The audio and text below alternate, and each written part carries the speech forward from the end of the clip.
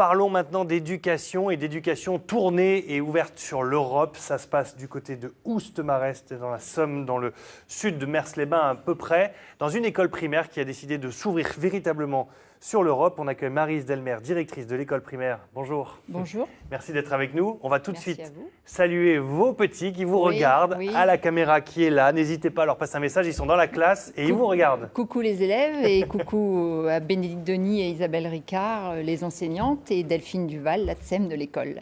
Une école donc qui se bouge et qui s'ouvre sur l'Europe. Vous vous êtes dit que c'était primordial pour eux, dès le primaire, de savoir un petit peu ce qui se passait autour d'eux, justement, dans les pays autour de la France. Voilà, donc nous sommes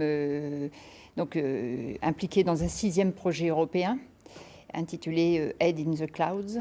La tête dans les nuages. La tête dans les nuages. Nous avons des partenaires dans 7 pays d'Europe, en Grèce, en Espagne, en Slovénie, en Slovaquie, au Portugal, en Lettonie et en Bulgarie. Qui jouent aussi le même jeu d'échange que votre école. Voilà, nous avons choisi de rédiger un projet sur la météo et sur ses aspects techniques.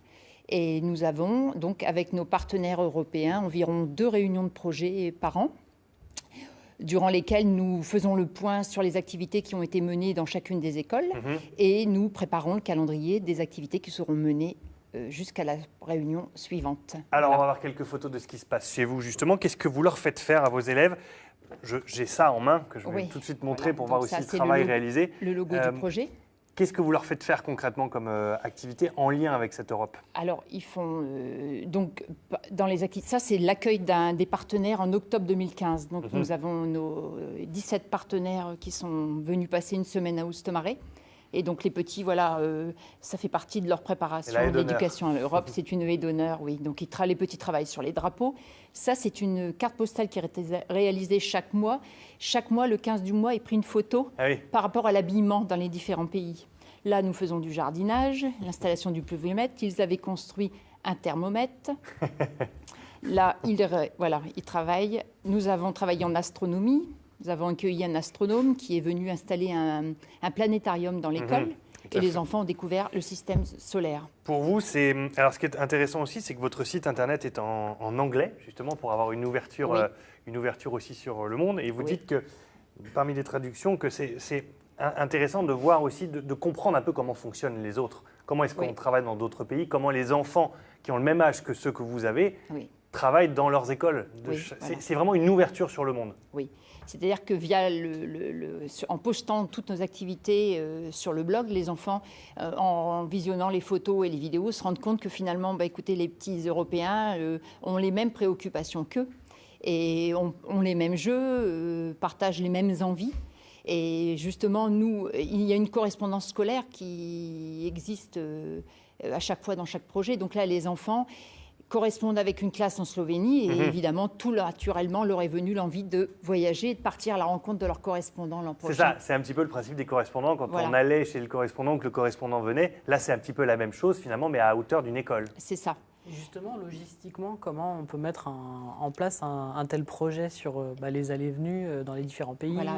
C'est-à-dire que dans le cadre des projets Erasmus+, nous rencontrons des partenaires, des professeurs avec lesquels nous échangeons, nous avons des liens privilégiés et nous discutons lors des réunions de mobilité.